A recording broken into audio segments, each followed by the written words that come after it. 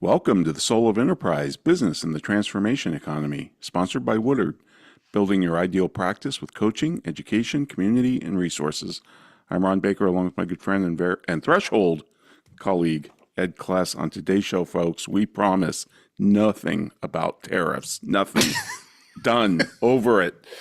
You're not over it, Ron, but I put the show title in specifically for you because I've gotten feedback from people who say, well, man, Ron is hot about this. I'm like, yes, he's hot about stupidity, but we're not going to talk about it. So let's go on. There you go. All right. All right, Ed. I thought what we do, usually when we just go to our stack and do a potpourri of stuff, and I thought, well, I got a bunch of stories in my stack that just relate to business. And so I kind of wanted to clear that out. So I thought that's what we do today. Let's bring it on, baby. Let's talk. So I think you had a story in last week's bonus about Disney, something about the theme parks being 59% of the profits. Yes, they've crossed the threshold where now that is the majority of the revenue from Disney is theme parks. Yep. And the Economist wrote about this too. It's the Disney's experiences division, which includes the parks, the cruises, and the hotels. It generates $34 billion in revenue for the company in its most recent fiscal year, and that's around a third, it says, of its total revenue, but more than twice the profit of its entertainment division. That's correct. It was the profit that it was. Yeah. Which, and of course, the entertainment is the movies and the TV streaming and all of that. But I didn't know, Ed, that Disney unveiled plans just a few weeks ago for its new park in Abu Dhabi. Yep, I did see that as well. Yeah. Wow. That kind of blew my mind. That's cool. Well, my question is it going to be entirely air conditioned? Because yes, it's pretty hot, like a lot in Abu Dhabi. But I guess it's pretty hot in Florida and Southern California too. That's true. That's true. And it's funny because I think Comcast has got a new park and they only bring in about $9 billion in revenue from their parks. So they're trying to catch up. They want a piece of Disney. I guess they opened a new park in Universal Studios that's kind of going after Disney. So we'll see how that plays out. But wow, I did not know that about Abu Dhabi Park. Yeah. Well, you had just done a presentation for the New Jersey Society of CPAs about Disney, and I just wonder, you mentioned that there were some challenges with the presentation, but how did the message go over? How did the message go with people? Does people still resonate with talking about the Disney stuff? Yeah, they do. It was the questions. There were some Disney files in the audience. So one thing I did learn, Ed, if you just put Disney in the title of a presentation, you're going to get more people.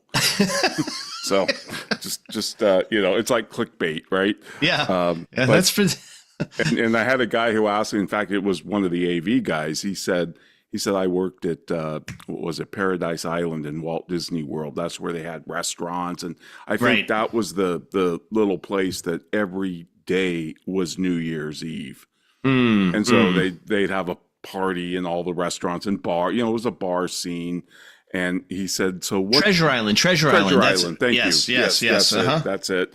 And he said, so what did Walt teach you? He said, because I worked there for 11 years or something. And I said, well, the big lesson, if I had to pick one thing, was plussing. Always plus the guest experience, because he just intuitively understood. I'm sure he never ran any numbers on this, but he intuitively understood that it was much better to keep a customer or a guest than it was to get a new one. And he said the only way you can bring people back generation after generation is constantly delight them and surprise them. And that was his plussing concept. So we did have a very interesting conversation about some guy, didn't challenge me, but just said, don't you think Disney's lost its way a bit? And I said, yeah, I do. I think, what was the guy's name? Bob Chapek, the CEO. He kept raising the prices. And now I don't know if this was a conscious decision or not. Certainly the price rises were a conscious decision, but I'm talking about it was almost as if Disney was trying to turn itself into a luxury brand. And I said that was a mistake, because Walt's original intent was to democratize it, keep the price of the park, relatively affordable for everybody. Now, he said, I said, he's got a lot of other ways to reach into your pocket and grab money. Don't get me wrong. But I think he's spinning in his grave, even though he was cremated, to see these park prices rise so much. And I think Bob Iger has put the brakes on that. Mm-hmm. Yeah, no, I did see a story about that where Bob Iger said that there would be no price rises. I think 2026 or 2027. I forget the date, but I will say this: I've seen your presentation on Disney, and it's a fantastic presentation. What I think is interesting, though, is that we're concentrating more on Walt Disney as a person and his innovation and creativity, as opposed to the innovation and creativity of the company, right? And it just goes to this notion of legacy and the ability of one individual to create a culture that bubbled up from his personality. Now, there's a lot of things that you can say Disney's astray on here or there, and on both sides of the quote political aisle on that. Sure. But the reality is that the culture of Disney, the capital G guest, the notion that on stage, off stage, that those inherent things about the culture, they're still around. Absolutely. All the language changes. It's not an amusement park, it's a theme park. We don't have rides, we have adventures and experiences. All of that has remained just the way he envisioned it. And my favorite part of the story, Ed, is the 4 experts that his C-suite talks to and presents the idea to them at a amusement park conference in Chicago. Walt's in New York with his brother trying to get financing for the whole thing. This is 1953. And his C-suite has got this little crude drawing that one of the illustrators did of Walt's idea for Disneyland. So it's got all the different lands. It's pretty good drawing, but park looks a little bit different. But anyway, they're presenting it to the 4 top amusement park owners in the country. These were the experts of running an amusement park.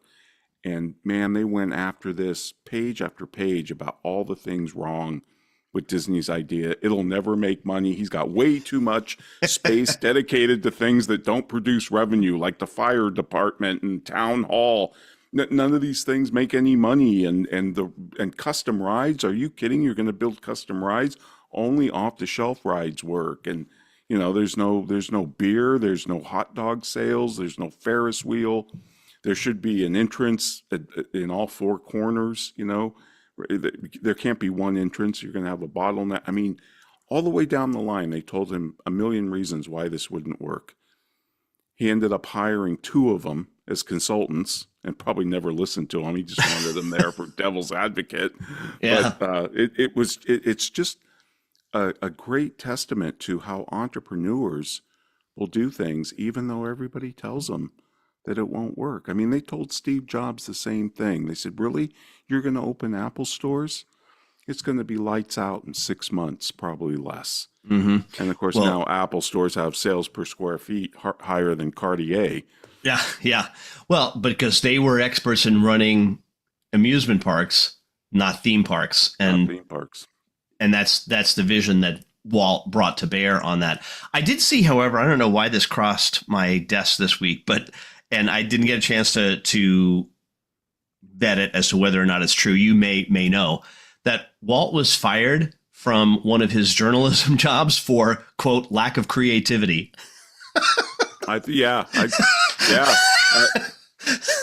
And I think one of his teachers, and it was either elementary school, maybe middle school, said, "Stop, futzing around with drawings. That you're never going to make any money that way, And by the way, you're not that good at it anyway, And wasn't it John Lennon's aunt who said, "Put away that guitar. You'll never make any money." And he bought her a gold plaque with that quote on it. Yeah. Great stuff. Yeah, no. So yeah, lots of lessons from Walt Disney. But that's probably my favorite. The fact that the status quo tells you this can't happen. This will never work. Right. Right. And the idea of continuous plussing, that is a really important concept. Absolutely. Yeah. Constant innovation. Ed, we got a story from our colleague Matthew Burgess in Australia, and it's just kind of interesting because it was a survey of 162 law firms, and the major finding was Australian law firms are dumping billable hours and diversity programs. And I was more interesting combination. Yeah, really. I was more interested in the billable hours, but 91% of law firms now use fixed fees. That's huge. Now, that doesn't mean they're done with hours, but because 71% said they use cap fees, and that cap, if you put a cap on a fee, you're measuring it in hours. Right. 58% say they offer discounts for a large block of hours. 51% say they charge per event or task. And then somebody from one of the firms said the days of relying on the billable hours model are numbered. So that's from 162 law firms in Australia, but I thought that was kind of neat. That is good news. I do think though that you may be seeing it's not really what we're talking about with regard to fixed pricing or value pricing. They're still measuring this. There was no mention in that article, as I recall, of elimination of the timesheet. No, it was just talking about the alternate fee concept more than anything else. That's right. That's right. Yeah. Never challenges the timesheet. I think even in some of the surveys I've seen recently on the number of firms here in America, accounting firms that charge alternatives to the billable hour, they never discuss the timesheet. I want to see a survey that says, do you still maintain timesheets? Right. My guess is 7 to 10% of firms got rid of them. It might be a little higher, but it's in that ballpark, I think. It would be an interesting thing to check, especially those that have maybe more than 50% of their revenue in fixed price agreements, at least, and how many are they tracking, if they're still tracking the hours on that, which I'm sure they are. But right. Ron, we are up against our first break already. Want to remind you get a hold of Ron or me by sending an email to ask@thresholdnow.com. That's thresholdnow.com. You can visit the show on the soulofenterprise.com, show notes, previews to upcoming shows. And we will also have an availability of Patreon channel where you can go out and see our Patreon, where you can see the show commercial free, as well as our bonus show that we do after every engagement. At a certain level there, you can get a shout out like Blake Oliver does at Earmark CPE. Check them out at earmarkcpe.com. But right now, a word from our sponsors.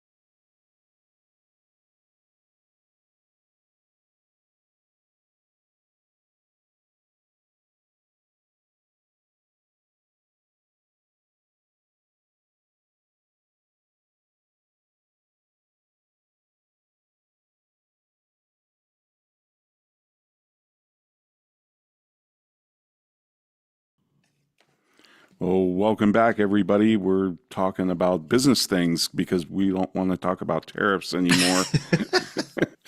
And Ed, this comes from Daniel Lozada, and he is faculty at Professional Pricing Society.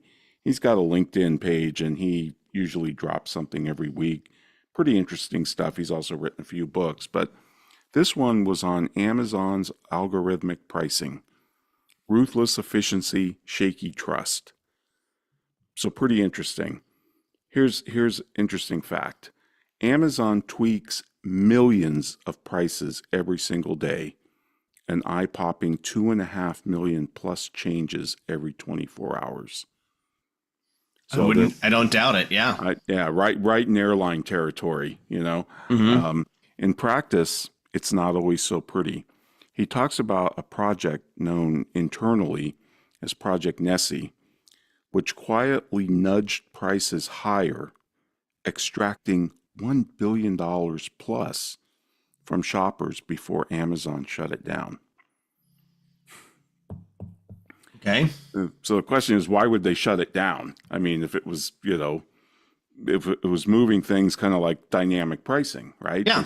They see demand for something going up, and they could nudge the pricing higher, but they shut it down. And he thinks about that, and then he compares it to Costco. Now, Costco's philosophy with pricing is completely different. Costco has a consistent markup. They want to be transparent, build trust, and just boring. And since the 1980s, the warehouse club has lived by a simple rule: no branded item marked up more than 14%. Okay. That's interesting. So the ceiling is actually written into internal policy. Now he says Amazon and Costco both mine mountains of data. One uses it to micromanage every penny, the other to not raise prices beyond the self-imposed ceiling. Guess which one people brag about shopping with or at? Well, Costco, right? Because people are aware of that. I think it's just two different models. I mean, I've got no problem with dynamic pricing. We've talked about that a number of times on the show before. So I don't begrudge Amazon raking in another $1 billion in profit if that's what they're doing, and that their algorithm is smart enough to do this. As we firmly believe that every transaction is entered into of free will on both sides of the transaction. So if you're willing to pay that extra dollar for it, and there are 1 billion people who are all willing to pay that extra dollar for it, then give it that fine. Let's give it on over to Amazon, because the same thing is true the other way. If all of a sudden the item falls out of favor and we then value it more, we don't feel that we have to pay Amazon for it. The other side of that transaction doesn't work that way. So why should there be any heartburn over Amazon raising the price a little bit and making the money on it? I'm good with it. He concludes by saying this: because dynamic pricing isn't the future of commerce, trusted dynamic pricing is. There may very well be, but right, so let's define trusted dynamic pricing. Yeah. What does that mean? It's almost like I don't know if he's slamming dynamic pricing or saying Costco's model's better as a pricer. You would think he'd say the same thing you just did. They're just different models. Certainly, probably different customers. I mean, I brag about shopping at Amazon. I think I can't stand Costco. I really can't. It's a pain in the butt. Amazon is convenient as all get out. Amazon doesn't waste my time. Right. Yeah, but people like the thrill of the fight in Costco. But again, the different model is, and we've, I think, had this for how many years we've studied this, that it is eerily similar, the amount of profit that Costco makes and their membership fees. We've talked about that for I think 4 or 5 years, and it's almost 1-to-1 or pretty darn close. So the reality is that what they're doing is they're making their money on the membership fees, and then that 14% markup is what's keeping the lights on. That's paying the people who are at the checkout lines and the people who stock the shelves, all of those things. That's where that money is going to, I would think. No, I think that's right. And I think the other really interesting thing is Amazon actually is also famous for cost plus pricing. I know for a fact AWS uses cost plus pricing. Bezos bragged about it. he said, we're not afraid of commodity markets. Mm-hmm. So we don't mind cost plus pricing because, they try and keep prices at a minimum as well, kind of like what Costco does. I'm not sure, I have not found Amazon to be the low price with No, things I buy there. no, But I don't think they're outrageous either. no. They're certainly cheaper than buying it in brick and mortar. In most cases, especially when you consider they drop it off at your house. And of course, this is where Amazon Prime factors in as well, is that if you have this free shipping on everything, then that's a big deal. Right. So just thought that was kind of interesting, though. Yeah, no, that is. So our colleague Tim Williams wrote a propulsion post. That's his blog. 5 types of client compensation profiles. Now, obviously, he's talking about the advertising industry, but this applies across the board for, I think, professional firms. He's talking about 5 different types of customers. The first one is the customer who hires you for inputs and wants to pay for your inputs. So this could be hourly billing, right? It focuses on inputs, efforts, all of that kind of thing. And he goes through all the deleterious effects of that on the agency side. But then the second type is clients who hire you for outputs but want to pay for your inputs. He said this is a even worse outcome for the agency because they're not being transparent, right? Right. And if you spend more time, the agency has to eat it because you're selling the output and you're going to have to do whatever it takes to get to that output, and you're not going to be paid for any more input. And the third type of client is the client who hires you for outputs and they're willing to pay for outputs. So this is the idea of a productized service like an iPhone or whatever. So productizing your services. And he says that can negate the need to track time altogether on both sides, which makes complete sense. And then he said, and of course that has to deal with scope of work as well. So if things go out of scope, change order and all that. And then you have the customers. The fourth type is the customer who hires you for an outcome but wants to pay you for outputs. And he said outcome-based compensation requires you to go through a pre-qualification process. You have to have a high level of trust with the customer. They have to be able and willing to focus their time and attention on a serious project that transcends the demands of the day. Does your customer understand what makes their enterprise successful? In other words, milestones and metrics of success. And is your customer willing to invest in their own success? And this obviously, wanting to pay you for an output but still get an outcome, that doesn't work very well. So then you move on to the fifth type of customer, which is hire you for an outcome and are willing to pay you for an outcome. So now there's shared risk and skin in the game. I just thought it was kind of an interesting way to think about outcome-based pricing. And I think we're going to see more of that as we move more and more into the transformation economy. I just don't think we're there yet. And when you say outcome-based pricing, was to mean something like we're gonna share in the upside potential if we come up with a campaign for Cadbury, like the gorilla that plays the drums, and we sell a gabillion Cadbury eggs, we're going to get a piece of that. Right. Or if I remember one example of an agency, I think Tim worked with them. They had Audi, I think it was Audi, and they said, we'll do the campaign, $50 a car, something like that. And they just took a piece, and that certainly aligns the incentives.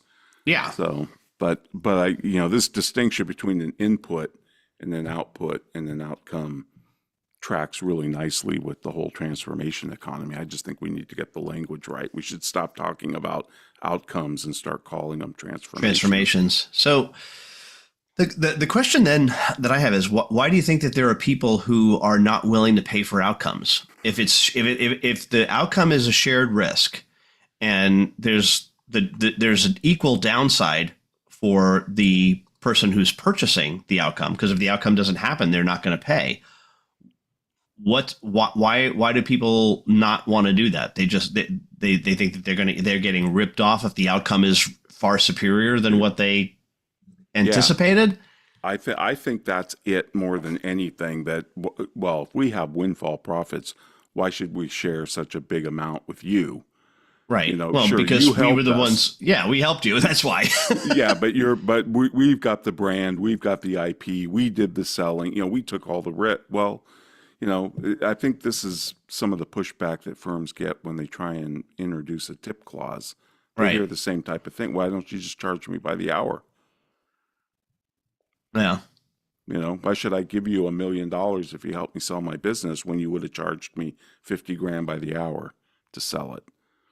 That's why it's so important to get off hours completely and just knock it out of your vocabulary. Right. And the response to that is, well, then go hire somebody who's going to bill you by the hour. I mean, if that's what you want.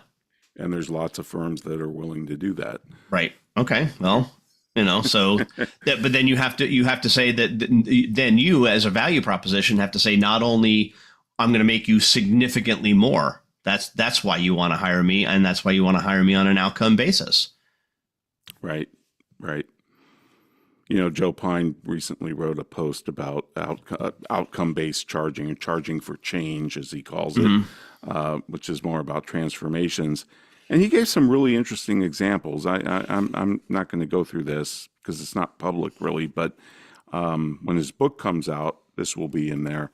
And I think people will read some of these examples and think, gee, that's really interesting. I wonder how we could adopt some of that. But I think a really good interim step to charging for outcomes or transformations is subscription model. Because now then you can do serial transformations, and now you're just really leveraging the relationship and that lifetime customer value. So you don't have to worry about pricing each outcome. Because you're in a lifelong relationship. So we're just going to give you transformations over and over and over for whatever you want to achieve. Right. Yep. So anyway, well, Ed, that takes us up to the next break. And folks, we'd like to remind you, if you want to contact me or Ed, you can send us an email to asktsoe@thresholdnow.com. And as Ed said, you can check out our Patreon channel and become a member and get access to our bonus content. You can do that at patreon.com/TSOE. And now a word from our sponsors.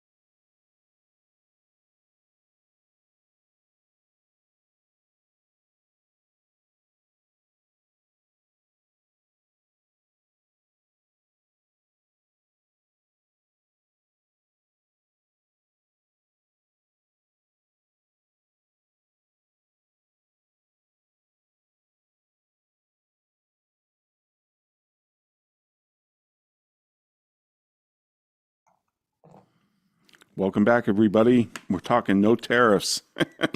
And geez, that feels good not to have to worry about that anymore. Let's see until Trump changes his mind. So Tim Williams wrote another propulsion blog, The Bloating of Advertising Agencies. This one was pretty interesting. It's a theme you're familiar with, Ed. We've been banging our spoons on our high chairs about this as well. Tim points out that sometimes when you look through an agency's website, his question is there anything this agency doesn't do? We'll wash your car. Pick up your chicken at Costco. He says, long outdated paradigm is a one-stop shop, a full-service business model. But this is an interesting statistic. Fortune 100 or Fortune 1000 companies have an average of 17 agencies. He said they're looking for best-in-class partners. So the question for your agency is, in which area can you be best in class? You can be excellent in something, but you can't be excellent in everything. And so that whole one-stop shop thing, Tim's been railing against that as well. But the idea that a Fortune 1000 company has an average of 17 different agencies is kind of interesting.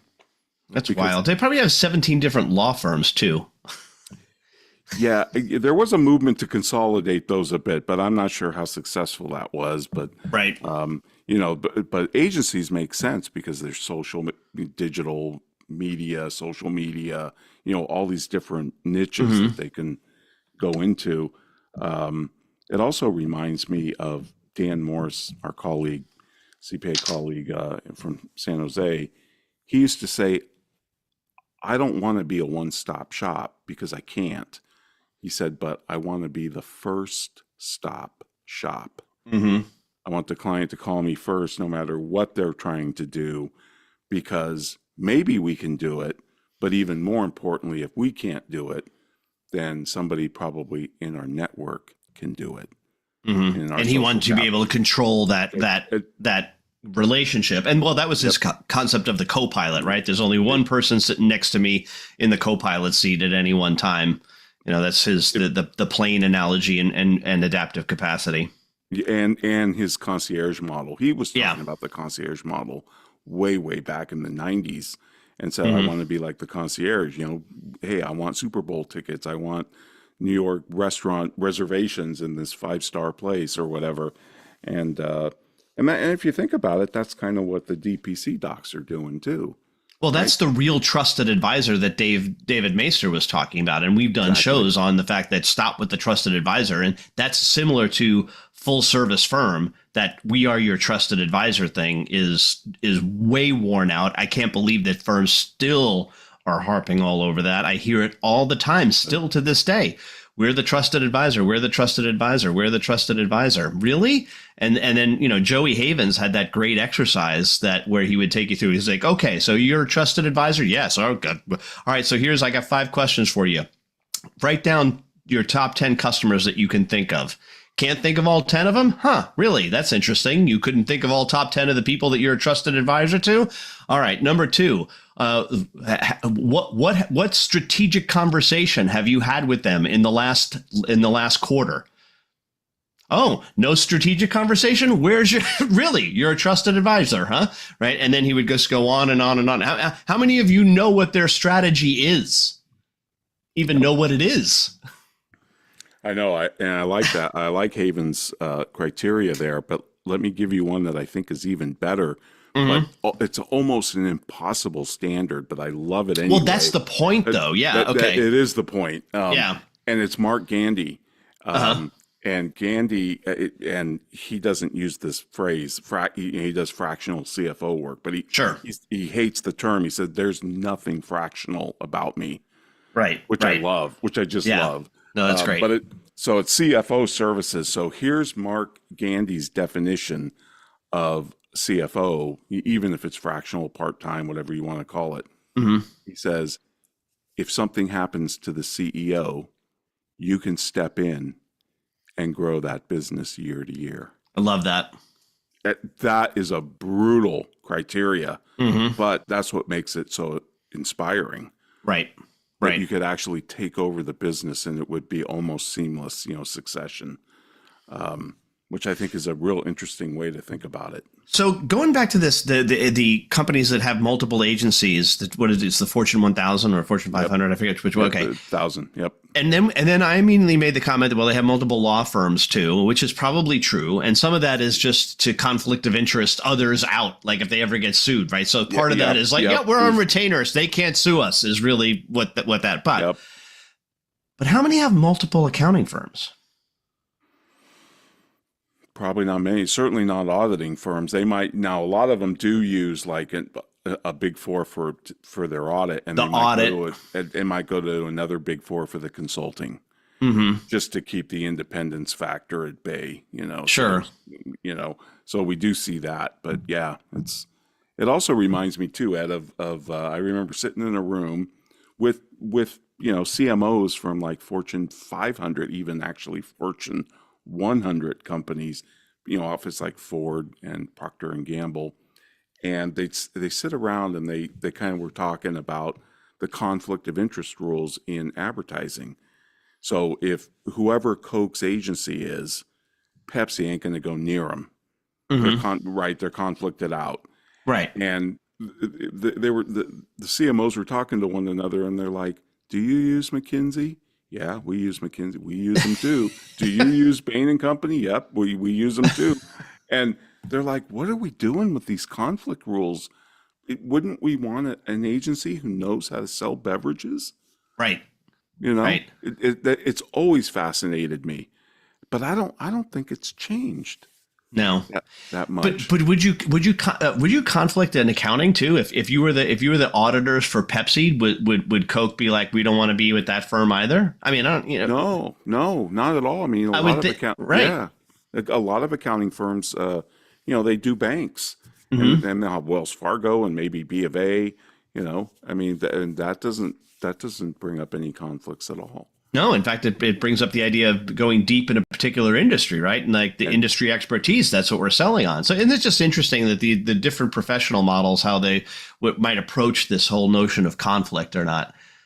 Yeah, for sure. And then, of course, Tim goes on to point out that, give up the notion that narrow is the same as small. I love this idea. Let's talk a little bit more about this. So explain that. Yeah, he said the most narrow professional practices have some of the largest customer bases in the world. And, he always points out Starbucks, right? Yeah, it's narrow, but it ain't small. And then, just how if you're narrow, it expands your geographical base. So if you're the world expert brain surgeon or oncologist in a particular type of cancer, people will flock to you from all over the world to see you, where you're not going to get that if you're a generalist. So that's another really interesting point.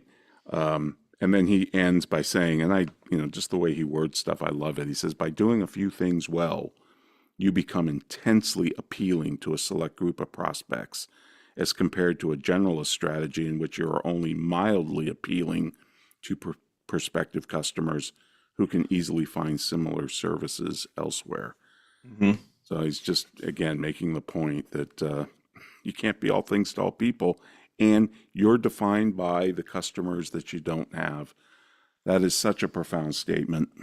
Yeah. I actually have, I don't know if I know Tim said this, but I heard him talk about that as there's only two basic marketing strategies: intensely appealing to a small group of people, moderately appealing to a larger group of people.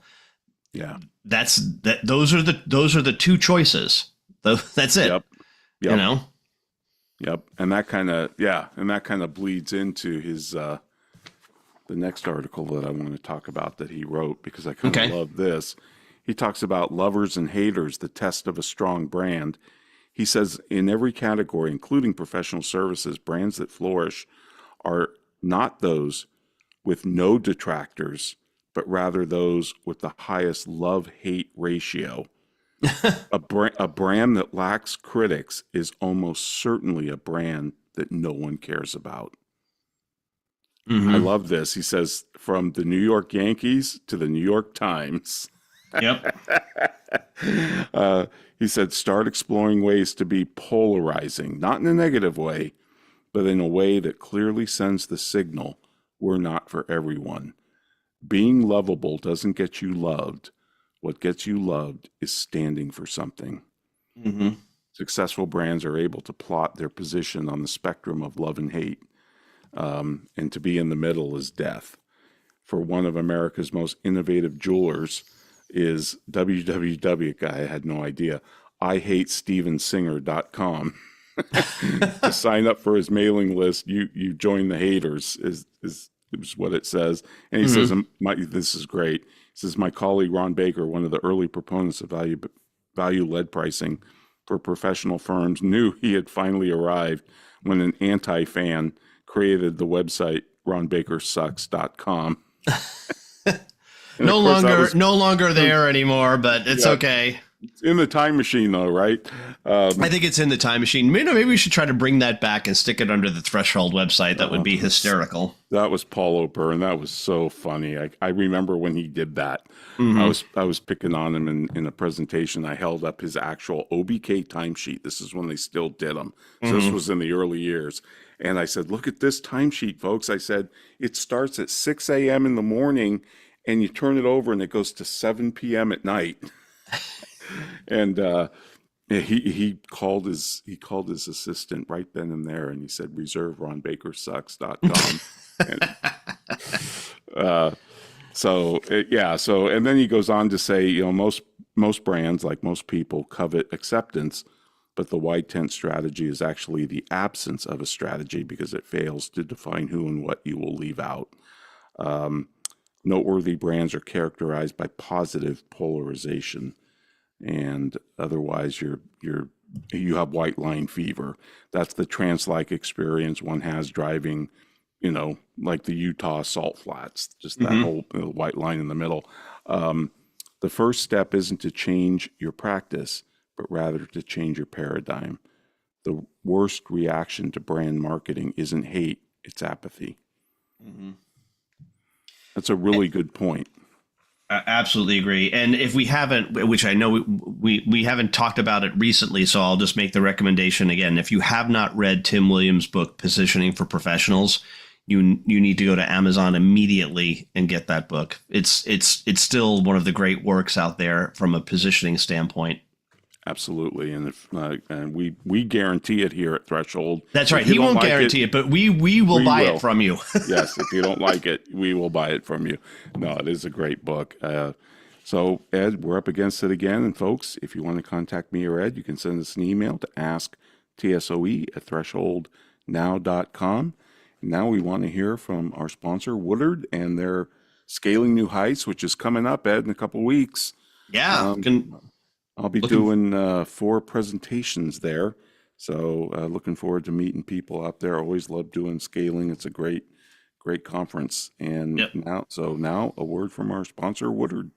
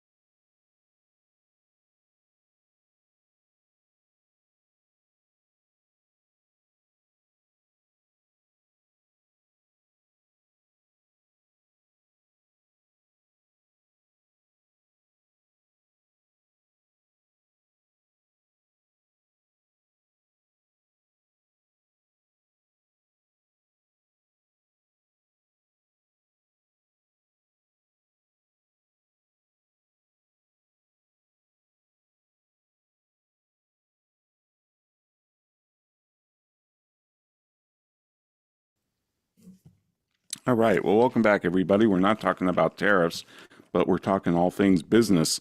Ed, this is out of The Economist from April 26, and it's talking about hybrid work. And they quote Jamie Dimon from JP Morgan Chase. He says, I've had it with this. I've been working 7 days a goddamn week since COVID, and I come in, and where's everybody else?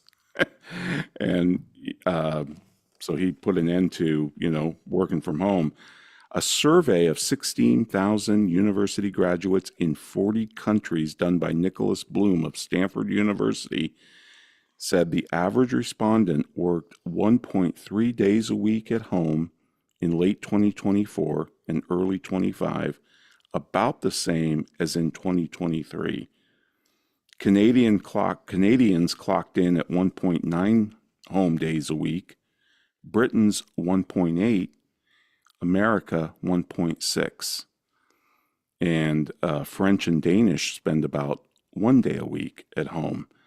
Even less enthusiastic is South Koreans, who spend about a half a day a week out of the office. This trend has really been cut back. It sure has been. And I'm not, well, I do know why. It's presenteeism that Jody Thompson talks about. It's, if I can't see them, they must not be working. And I believe it's also lack of leadership. Now, the counter is, well, we found that people better collaborate when they're together in an office. Okay, if that's true, well then I've got no problem with saying, hey, listen, there's got to be time for collaboration on the team, and we want to have, it's part of the job description to say we need to be together for a certain amount of time because we've got to brainstorm live on stuff. Although, can you do that remotely? Yeah, you probably can. I mean, I think the bonds need to get built first, and I'd be curious as to what Jody would think about this. I think it's challenging to bond with somebody just two-dimensionally, long term. Right? Sure. Would you and I have the same rapport that we have with one another if we didn't see each other face to face on a fairly regular basis, or had never seen each other face to face? No, I don't think so. Or work together. Yes. Physically in the same room doing presentations or whatever. I mean that. Yeah. I am such of two minds of this. I mean, and I know we've talked about this before, but and I do realize this is work specific, depending on the nature of the work that you do. In accounting, I can see the benefits of focused time, no distractions, plowing through something, a difficult problem, or just something that you've got to work on that requires focus. But I also see the Chesterton fence point. There's a reason all these businesses have offices and they bring people together. There's a reason for that. I mean, look at Apple, look at Google. They don't do any of this stuff. You're in there 5 days a week. Amazon brought everybody back. So I don't know. I don't know if there is one right way. But yeah, this kind of surprised me that it was so low. Well, it's almost 2 days. I mean, you remember, you got to round up here. Right. Yeah. You got to think, okay, if it's 1.6 days, that probably means it's closer to 2 days a week. Sure. And, my son Sean has an internship this year with the Texas Society of CPAs, and he's working 4 days a week, two in the office, two home. So that's built into what they're doing.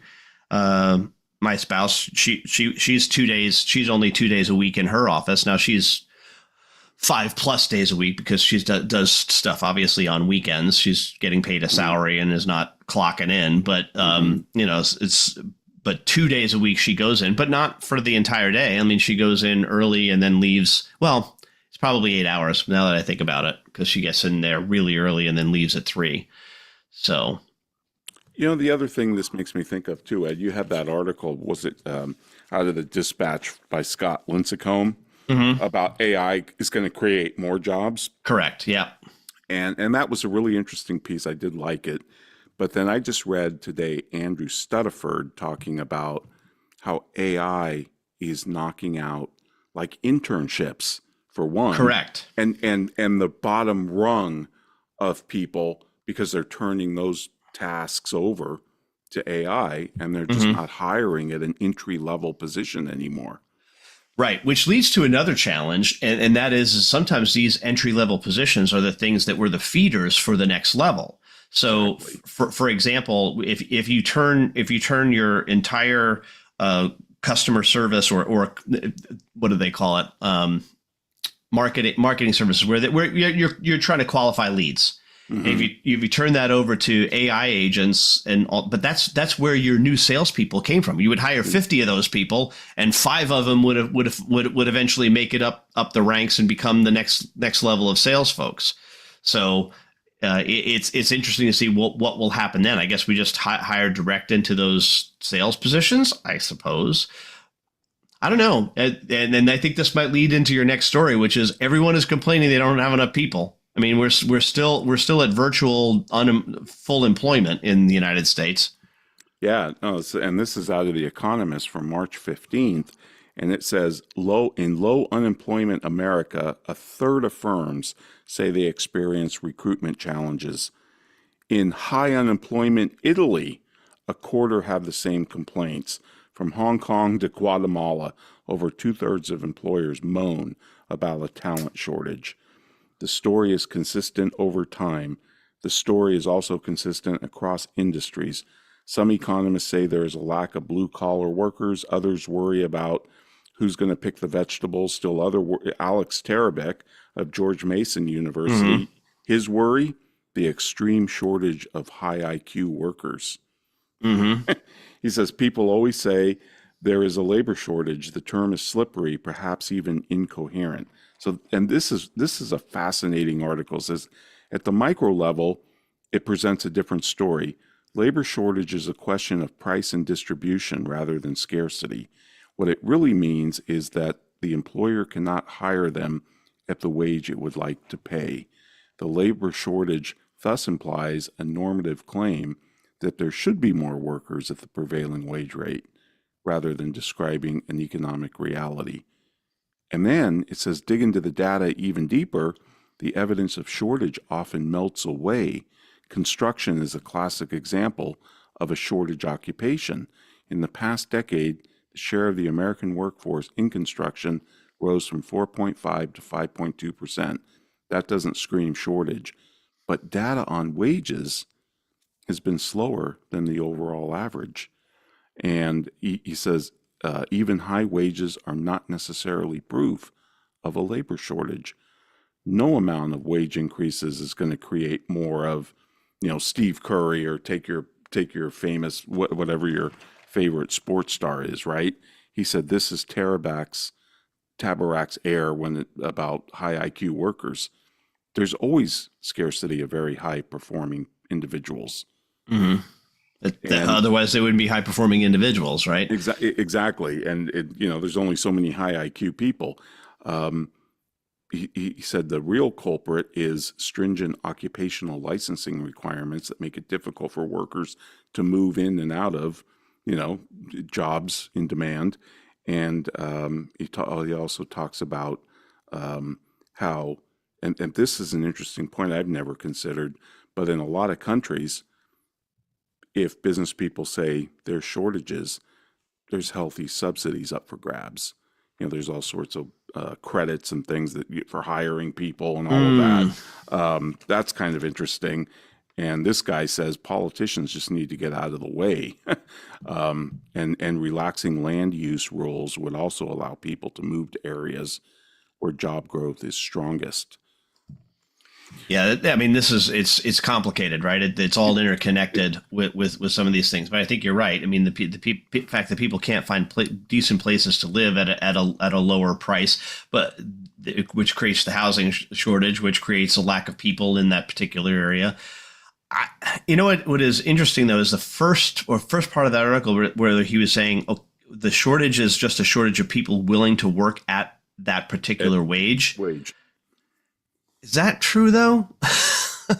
Well, then he goes on to point out construction where it's not true because the wages have been relatively flat. Now, I don't know if it's counting all the benefits and all of that. I mean, we know that statistic is garbled to no end. But I just think it comes back to the business model, especially in professional firms.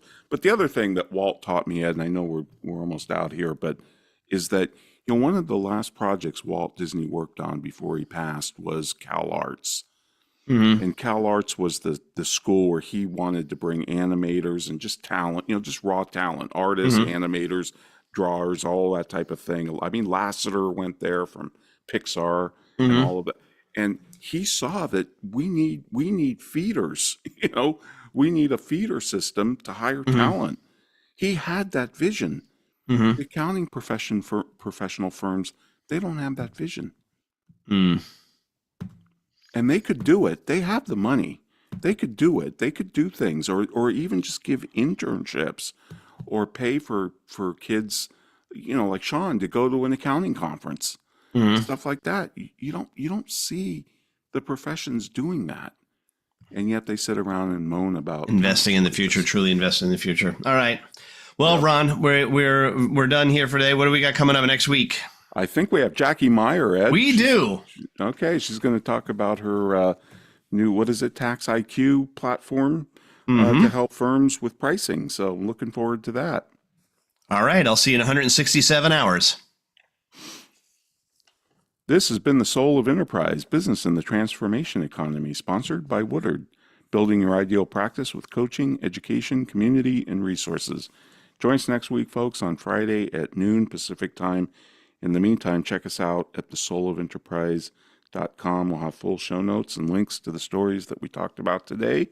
And you can also contact me or Ed at asktsoe@thresholdnow.com. Have a great weekend.